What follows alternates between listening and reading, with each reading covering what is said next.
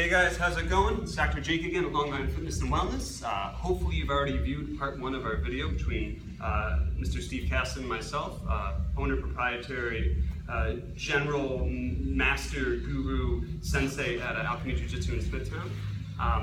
Hopefully we're trending on YouTube and Facebook and the Instagrams and everything else now. But in case we aren't, or regardless of whether we are or not, I want to put Steve through one of the baseline activities that I put a lot of my patients through, especially grapplers that I see, that really demands and also enhances not only hip range of motion, but also control of said range of motion. This is a technique that I learned from functional range conditioning.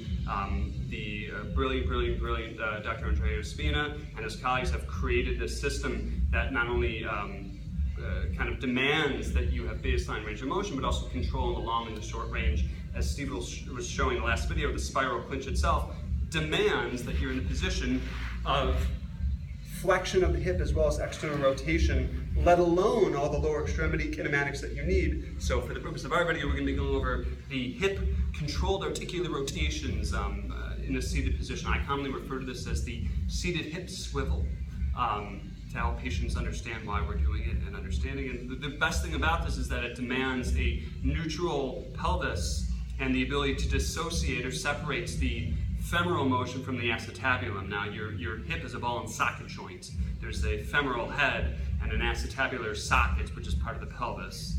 And we must be able to have that range of motion, be able to not only be dissociate from each other, but also still maintain the integrity of the joint.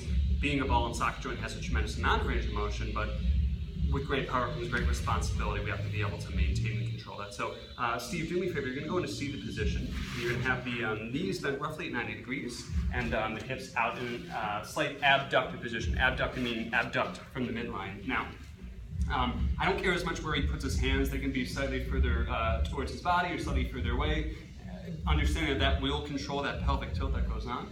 But I like people to really kind of get into a bit of a dorsiflexed foot position and have those heels dug in, because that can enable someone to get a little bit more drive through the hip. This is a hip-centric motion, even though there's other ranges of motion going on in the pelvis and lower extremity. So what Steve will do is, with his right extremity, he's going to bring his hip into internal rotation. So bring the knee in. Now, some people will stop sooner than this, other people will go further.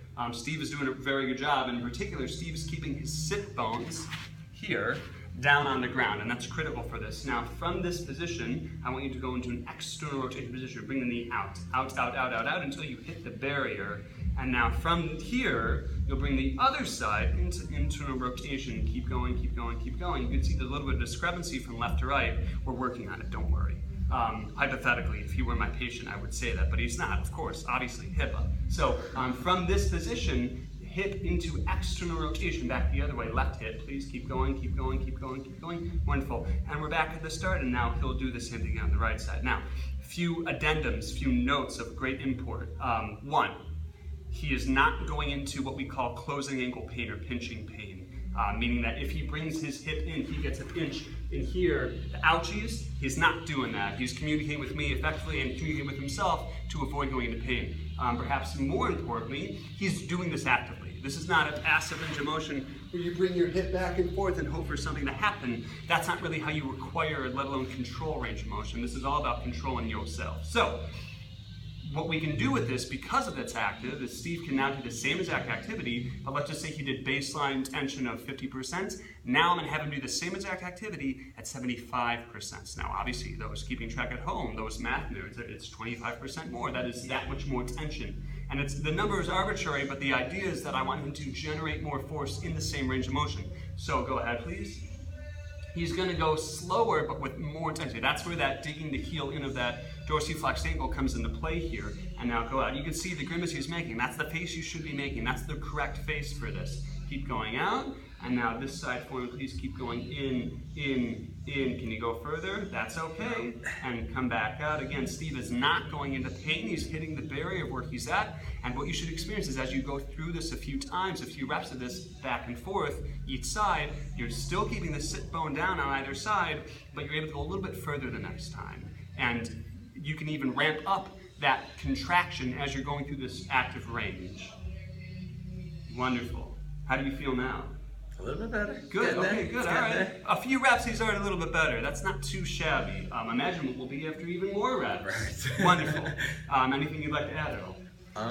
Yeah, I think guys, just we have to be careful. I feel like a lot of lower back injuries happen when we're sitting here in our open guard, and people are forcing that pressure down on our knees, and then we have to carry that load on our knees and then manipulate their weight by that same hip movement that we're doing here. I mean, this is just something, just think of the knee shield, right? Where I'm just using this and opening my knee and closing my knee, but now I have all this weight on it. So, you know, if you have as bad as range of motion as I do, it may be in your best interest to kind of step up your game and avoid any lower back pain, hip pain, and all that good stuff.